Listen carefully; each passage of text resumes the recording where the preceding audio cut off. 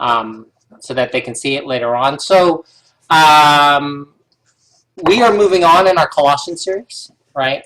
So as we look through Colossians, specifically we're focusing on the mystery, fullness, and servanthood of Christ. And what are we as a church supposed to be in this time? Last week we talked about what is seen and what is unseen, and how there's a truth of what we see, the tip of the iceberg that's above the water. And there's so much more that's all still a part of the reality of our lives, of our walk, and of what God's doing in our lives and in our universe that we just do not see. So we're going to continue that discussion and look what was happening in the church in Colossae at that time, and what was Paul writing to them about, right? So remember, there's this timeline about all the things that is seen and unseen that we see through Scripture. And this week, I started you guys off with the question, right? So the results from that came back pretty fascinating. It looks like we got 12 votes in, right? And, most of you guys saw the duck. Some of you guys see the rabbit. But it makes me think, that old one that's like the old lady and the young lady, right? And there's another one of like a goblet cup and two faces, and what do you see? Specifically, what are you supposed to see? What does God want you to see?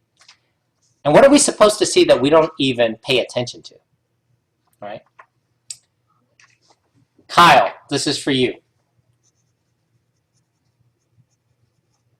What is more real? The fragments of the image or the image itself? The image. Andrew's excited. Andrew?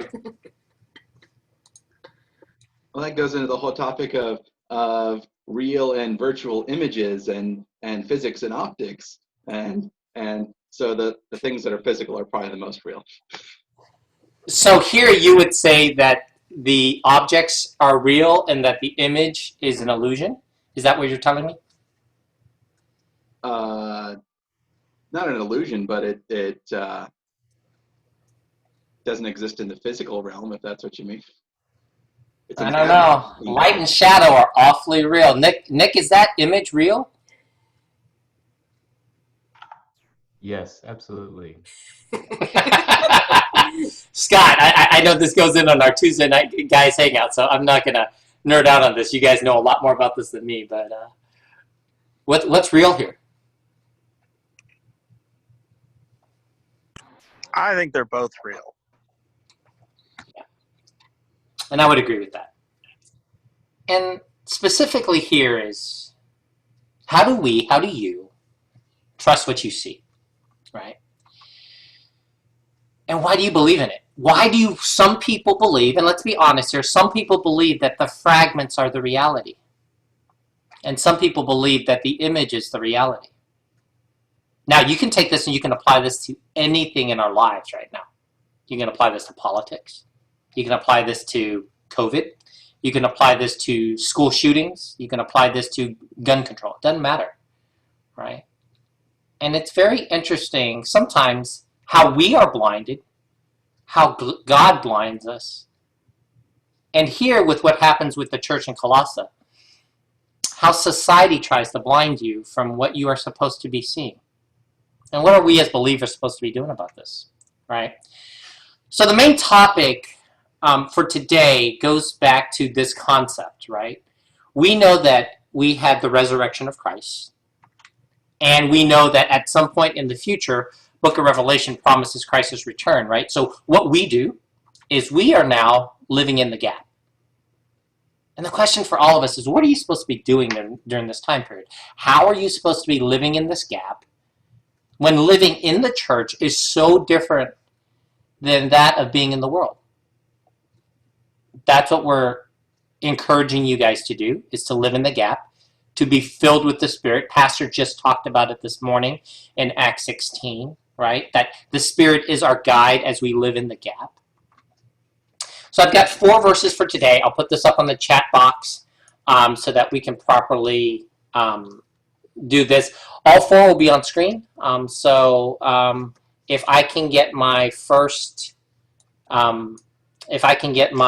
first volunteer for Colossians 2, 8 through 10. I can read that one. I'm sorry, who was that? That was Kara. Harris. Thank you. Colossians 2, 20 to 22, please.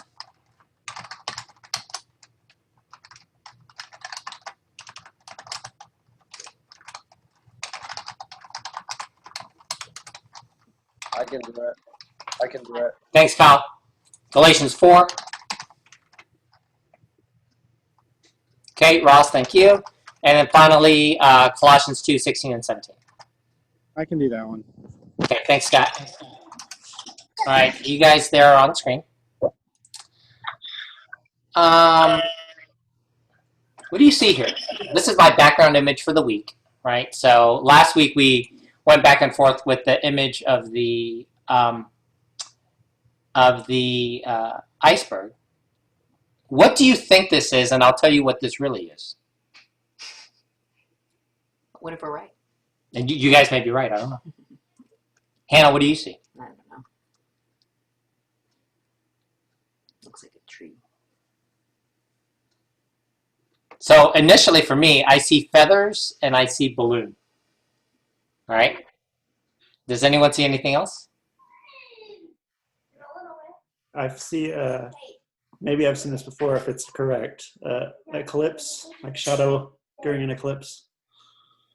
Yeah, that's what I was thinking. It's the partial eclipse filtered through tree leaves. Absolutely. So you guys got it totally right, right? But it's funny. So like people will say, it looks like feathers. It looks like a lamppost. Some people will say it looks like trees, and it looks like a balloon or something like that. And that's exactly what this is, right? And this goes back to what we talked about last week with, 1 Corinthians 13. Now I see dimly lit. One day I shall see face to face. One day I shall see fully, right? And the concept here is the question of church and society, right? False teachers elevated man's knowledge over trust in God. The Colossian church was returning to the emptiness and shadows of human philosophies and belief systems that had enslaved them before they had come to know Christ. Paul describes Satan as masquerading as an angel of light. So specifically, you guys have to remember, in the early church, they were really trying to reconcile, yes, Jesus was Christ, but you know what? We still want to do all the stuff that we had done before. We still want to do pagan worship. We still want to throw virgins in the fire. We still want to, light these doves on fire. And we still want to worship these Asherah poles. We still want to go through what our ancestors did before because it's what we know. So the early church really struggled with that. And Paul was trying to encourage them, how are you supposed to be, right? So let's get into this. Karis, this is you, Colossians 2, verses 8 to 10. See to it that no one takes you captive through philosophy and empty deception, according to the tradition of men, according to the elementary principles of the world, rather than according to Christ. For in him all the fullness of deity dwells in bodily form, and in him you have been made complete, and he is the head over all rule and authority. All right, so I've got two questions here, Karis. What traditions of men and elementary principles of the world are at odds with us now as the church? And then I'll open this up to all of y'all, right? What traditions of men just really, I'll get us started, right? One of the traditions of men, let's start with this, right? Is slavery. It's a tradition of men. Another tradition of men, abortion, right? Karis, can you think of any others? I was thinking maybe a little bit more broadly as like greed. Mm-hmm. Yep. Anyone else? I had a question. You could take this a little more literally and go into Greek philosophy, which is very popular. But, Paul actually used Greek philosophy and philosophical theories and actually takes to spread Christianity. So I guess how do you differentiate between what is useful and what is not? Good question. I'm going to ask you to save that, and you can discuss that when I put you guys in the breakout rooms in a second. Right? Let's keep going here. Kyle, Colossians 2:20-22. Paul continues this as he's trying to encourage them to look at the philosophies of men further. Right? Go ahead. If you have died with Christ to the elementary principles of the world, why, as if you were living in the world, do you submit yourself to decrees such as do not handle, do not taste, do not touch, which all refer to things destined to perish with use, in accordance with the commandments and teachings of men? These are matters which have, to be sure, the appearance of wisdom and self-made religion and self-abasement and severe treatment of the body, but are of no value against fleshly indulgence. I can't skim over this. This is too much. Go ahead. That's all I have to say. Yeah. I said this is so deep, like we can't skim over this. This is too much. I'm like, what? Right. Now, I want to take us back to the purpose of this, right? Remember that this study is supposed to be a little different. And this study is for you to consider and to contemplate. When it says here, do not handle, do not taste, do not touch. When it says here, as if you are living, I really want you guys to think about your application of this and how you value the fleshly indulgence and what we are supposed to be doing as part of this, right? Now, finally, before I break this out and we dig this a little further, Ross, if you would read Galatians 4:8-9, please. But in the past, when you didn't know God, you were enslaved to things that by nature are not God's. But now, since you know God, or rather have become known by God, how can you turn back again to the weak and bankrupt elemental forces? Do you want to be enslaved to them all over again? Wow. Do you want to be enslaved to them all over again? So, okay, let's unpack this a little bit, right? So Paul is the writer of Colossians. Paul is the writer of Galatians, right? So he's writing to a different church here, but it's the same principle, right? He's encouraging, just like he encourages all of his fathers, look, you have turned away. You need to be encouraged, not the key word here, to be enslaved by the same things you were enslaved by before, right? So, I have for you guys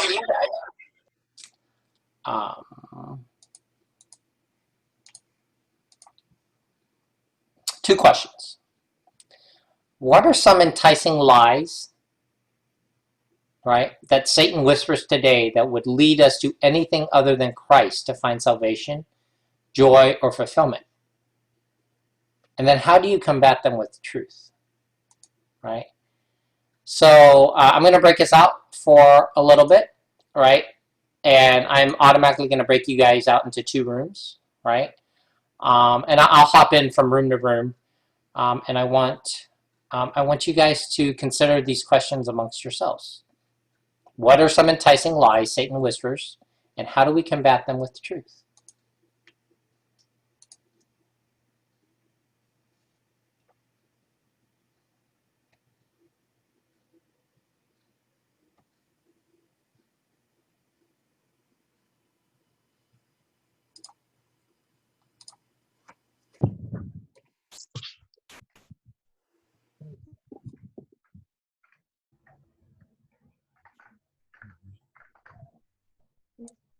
Y'all go. Don't wait for me. Andrew. So the enticing lie I'm seeing at the moment is that you can have something for nothing. Particularly with the realm of people saying print money to get us through this crisis. That's the most obvious one. And the truth is we've seen that fail every time it's ever been done. But here we are yet again. What does that put people's faith in? Governments and men.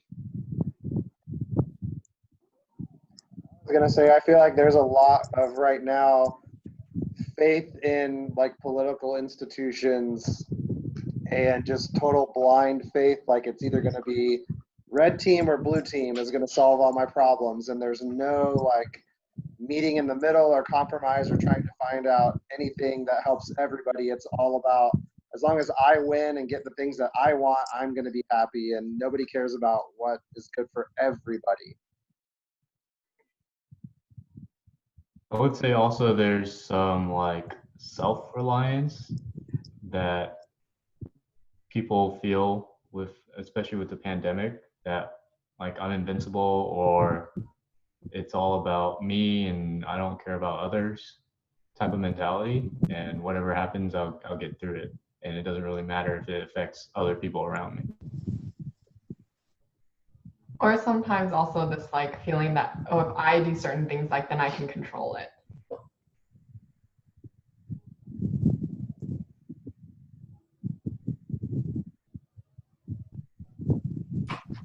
John, what do you hear people putting faith in? I mean, it's kind of all of the above. I don't know. I think everyone's, since this whole thing began, everyone's been kind of nervous and at edge and trying to find a solution, whether it's adherence to a set of rules or adherence to some one philosophy or the other. Everyone hopes or thinks they have an answer that'll kind of solve this, and when the truth's not as clear, and I don't know. I think everyone's just hoping to get to the other side of this, and have kind of convinced themselves that their answer is going to do it. When and there's it's kind of put everyone kind of in camps. Just I don't know. It's kind of made everyone more divisive than it's been in recent past. Absolutely. So I want you guys to ask the question and go about how do we combat that with truth? And I'm going to go jump in on the other team.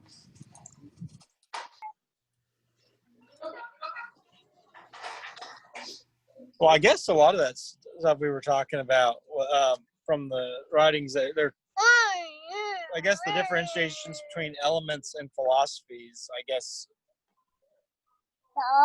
because not all philosophy is bad. Especially if you're into apologetics, that's that is actually built on just philosophy.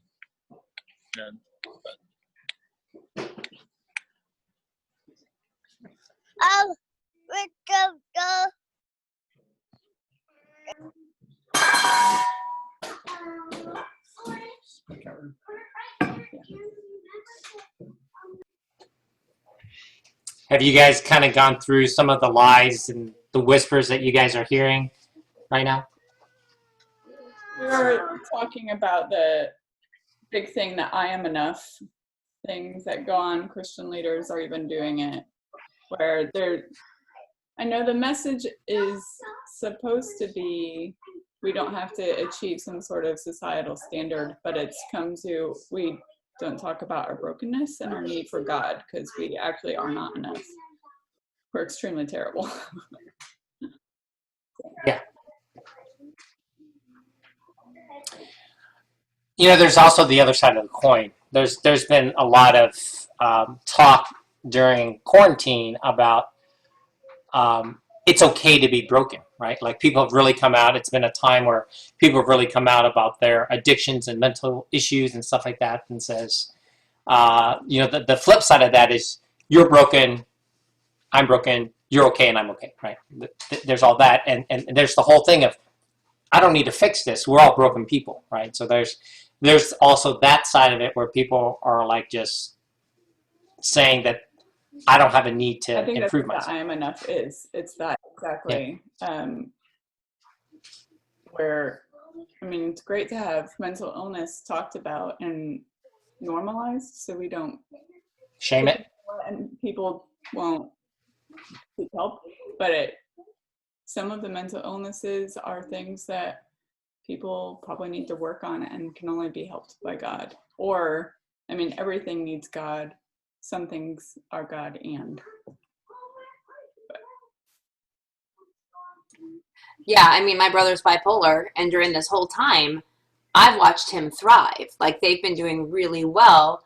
Primarily, he's on good medication that's kept him balanced. But at the same time, like, the first tendency for a lot of people is to run to alcohol when you're alone and you're tired, or run to something to fill you in. And it's okay, and it's kind of funny, and it's, you know, all those things. But finding anything that isn't Christ to fill us is the problem. You know, it becomes a whole bigger issue. So, like, I mean, I totally relate to the whole mental illness, or the things that people are kind of falling into right now when you're not around other people, or you're not taking care of yourself, or you're not I don't know. I feel like the truth is people want to feel not happy.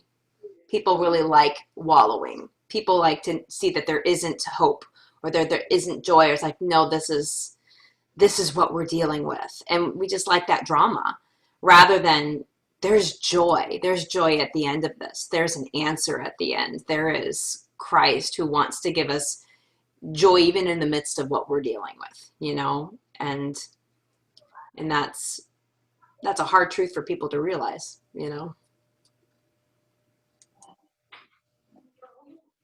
How do we combat it? I think it's knowing who God is. Not like when we read the Bible, not looking for who we are in it, just knowing who God is, because that's going to change everything for us. Yeah.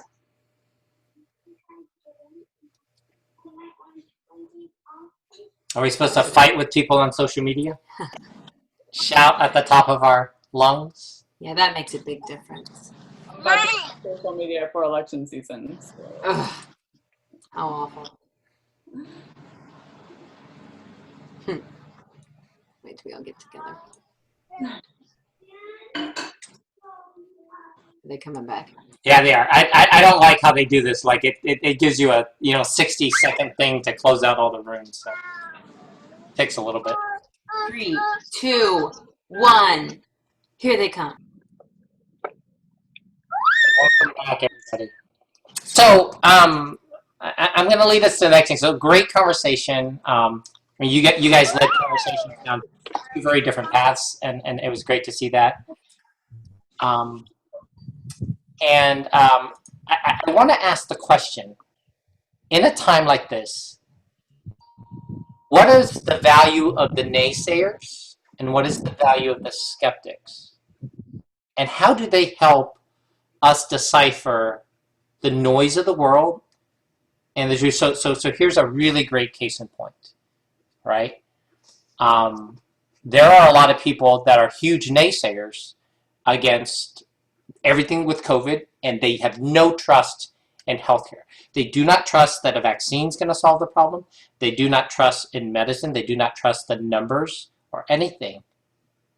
What is the value of that at a time like this? What say you? Well, I mean, the media drives what we hear from the healthcare professionals. And so I have found that some of the naysayers have driven me to do more research besides what I'm going to get on social media or wherever I'm watching news. And so they help me look for the facts and feel more confident in what I'm doing and what is right for our family. And, you know, it helps with discussions with people who don't believe.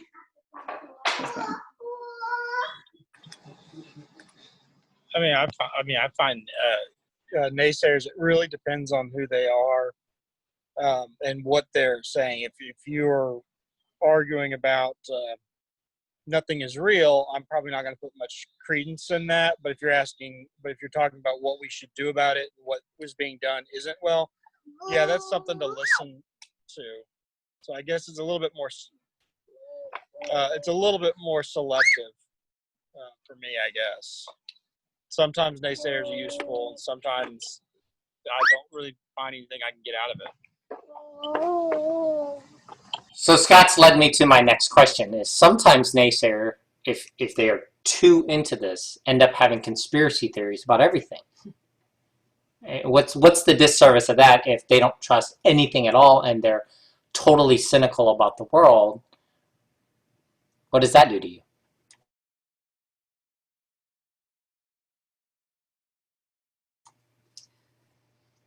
Coming from people I know very much like this, all that does for me is it produces a bunch of fear. I mean, I went through a couple months this whole period of time of just fear and overwhelming fear of what the world was going to become, fear of the end times. That's one thing we shouldn't be afraid of, because that's exciting that Christ is going to come back and that it's going to be way better than what we have here. But it just produces so much fear in the world, and that is not of God. There is nothing about fear that is of God. So if our mind is really focused on truth, what the Word of God's actually saying, that helps combat that. But I mean, I think it's wise, like Mallory said, it helps you kind of search more into truth or what to make decisions for your family and stuff like that. But for me, all of it does is just produce a bunch of fear of things that I really can't control unless I'm going back to the Word and saying, God, what do you want me to be doing during this? How do you want to be glorified? And those are the big things to focus on, rather than scared of the end times are coming, and if they are, great, I'm going to heaven. Meredith, you had an interesting reaction. I want your take on this when I asked that question. Keep going. Well, so we have this friend that's like a super conspiracy theorist, and so he and I talk pretty frequently, and I just kind of let him talk. I don't really whatever, because I like to hear it. It's fun to hear all the different things, but for me, honestly, it really numbs me out to everything that's going on. Like, I have this person over here telling me to wear a mask and I'm going to die if I don't do this and that. And I have this person over here telling me everything's fake and the government's doing this and that. And to me, it's like, whatever. I just don't, I'm getting to a point, and I'm like, maybe I shouldn't say this, but I'm getting to a point where I'm really having a hard time caring. I just want to go back and do my life like normal, and we'll figure it out at some point. We have to figure out how to live with it. But wear a mask, whatever, just so people don't yell at me in Walmart. I'll wear my mask. I don't care. I want to take you guys back, because this is something you guys all experience. Take what we're feeling now, what Kyle just said, to September 12th, 2001. And what did you believe at that time about your safety? What did you believe at that time about immigrants, brown color skin? Hold on. Stephanie's asking, what's going on? That's after September 11th, the day after September 11th happened. Oh, okay. Sorry. No, I didn't hear the date. I thought he said 2020, and I was like, what? Oh, no. Way back when. Think about this now. Rewind this back a couple of generations. What are you supposed to think about Japanese people in 1942 in America? What are you supposed to think about Germans in 1943 in America? What are you supposed to think about British in 1776? How do you know the truth, and how do you combat the fear and the misinformation and the propaganda in society? What was the church supposed to be during colonialism? What about here in Texas in 1836 when, Texicans were saying that this is for our freedom, and other people are saying, no, it is your destiny to be part of us as part of Mexico. Now let's go back 2,000 years. This is the exact same situation, Kyle, Meredith, Mallory, in the early church. And we had a situation where everyone was saying, this is okay. This is what's to believe. But Jesus just died for something else. And Jesus is just saying that the truth is very different. And how you're supposed to be living is very different, right, than what the world was trying to tell you. let's go through this a little bit further, right? So we just left it at Galatians 4:8-9, and we were here. So verse 9 goes in and says, but now since you know God, or rather that you've become known by God, how can you turn back again to the weak and bankrupt elemental forces? Y'all talk to me. What do y'all think? What are some of these elemental forces they could have been talking at the time?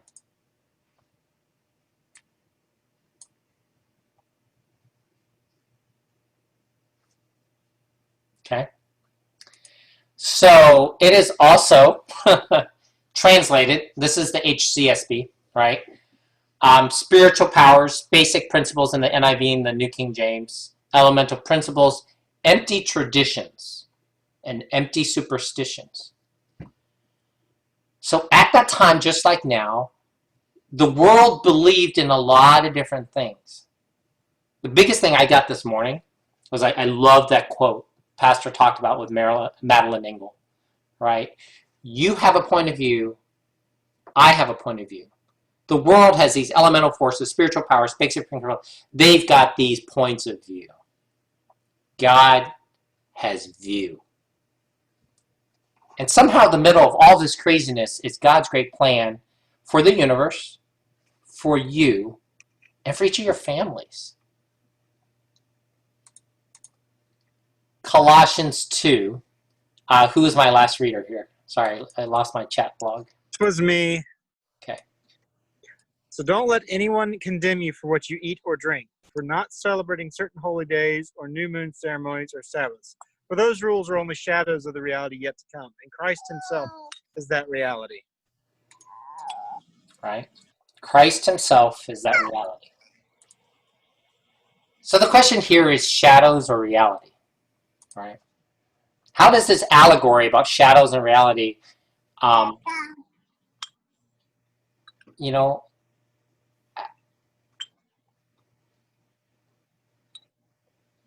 for these rules, go ahead, Hannah. Just even reading this just made me kind of think about what we're doing right now. Like even with, let's just say masks, it's such a controversial issue.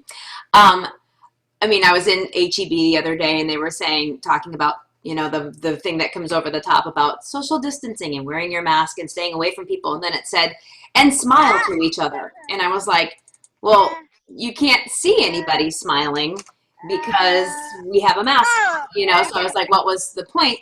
And the big thing to me is that when I go on a walk with the kids in the morning, we see the same Asian old ladies and old men that we pass every single time.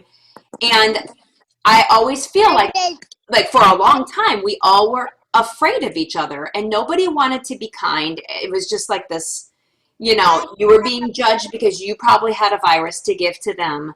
And it was this whole showing love to other people was not even possible because everybody was just afraid of each other. And I feel like that whole don't let anybody condemn you. Like, how can I still show love? How can I still combat a lot of these things?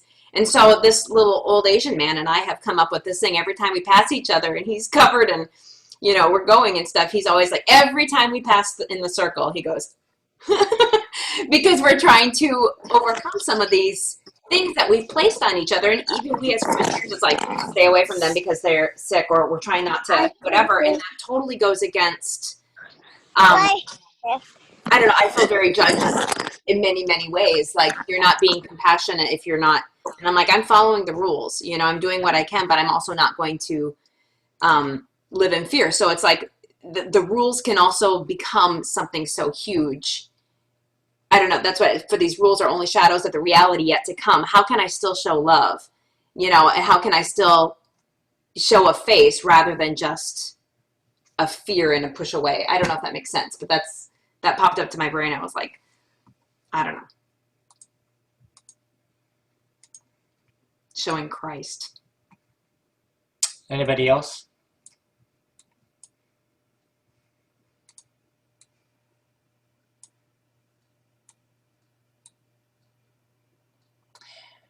And although it's still a veiled mystery, how can we anticipate after Jesus returns for us and establishes his kingdom? I think about that image that we've been showing. The eclipse of the moon through the leaves. right? I don't know what that answer is. I don't think any of us does.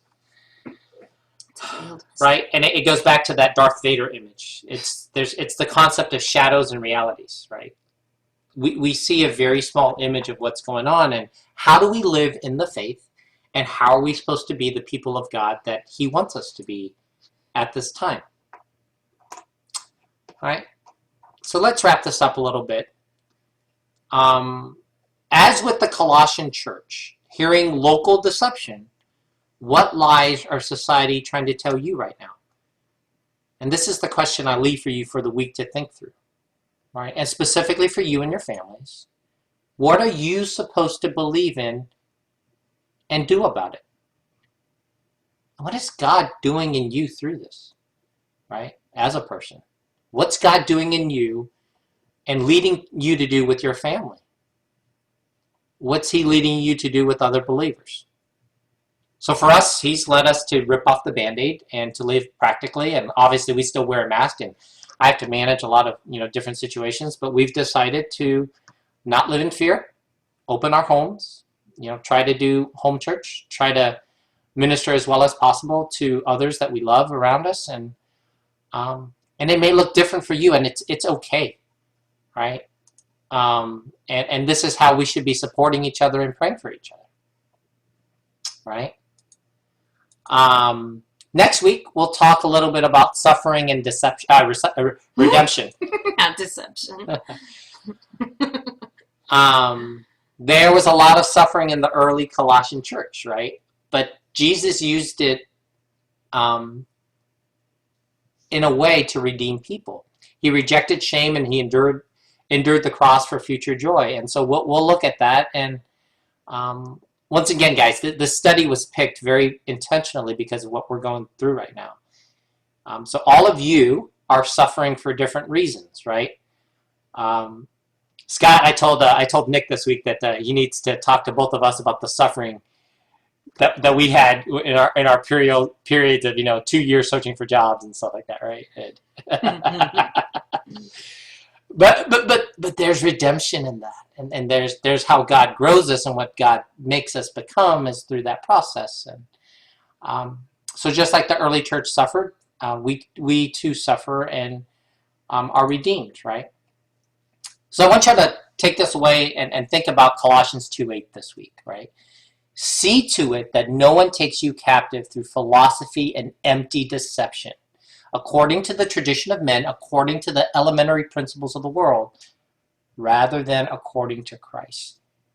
Your challenge this week is to think and meditate upon Colossians 2:8 and how you're supposed to view everything through the lens of Scripture.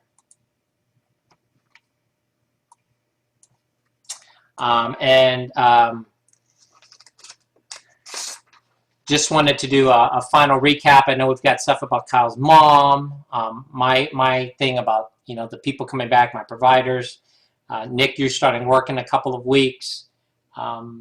Kids going to daycare. Yeah. And anything else for you guys in terms of prayer requests?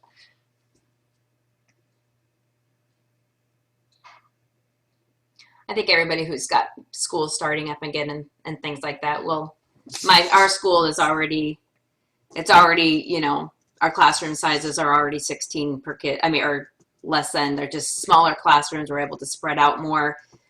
They're only there 2 days a week anyway. So I feel like things at our school are set up well to be able to come back, but yet it's, there's a lot of sanitizing. There's a lot of taking care of things, but also important that the kids start to be learning again and become good for our future. So we're all in that boat. Also praying for our church to know what to do, and our leaders, and just praying that they really are, that God speaks to them in a way. Isaac was asking me, how does God really speak to us though? And I'm like, God speaks to us through, he's like, what, like prayer? I said, well, we speak to God through prayer. He speaks to us through the Oh, the word of God. I was like, yeah, he's got words for us. So if we're reading, you know, there's truth there. So it's a search. I love seeing all your faces. I know it's just Zoom, but I still feel like we're in class. That's good. Except in class, I'd have my little laser pointer pointing at you guys. All right. Well, love you guys. Everyone have a good week. If you guys have anything else, we'll also put out a thing, you know, for others to email in their prayer requests. And so. You don't have to end it. If you want to talk to each other, you can talk to each other. You don't have to close you off right away. We'll still do girls tomorrow night, and I won't say as much this week. I'm so sorry. I got on a hiatus. I texted Meredith. I was like, I talk too much. I feel like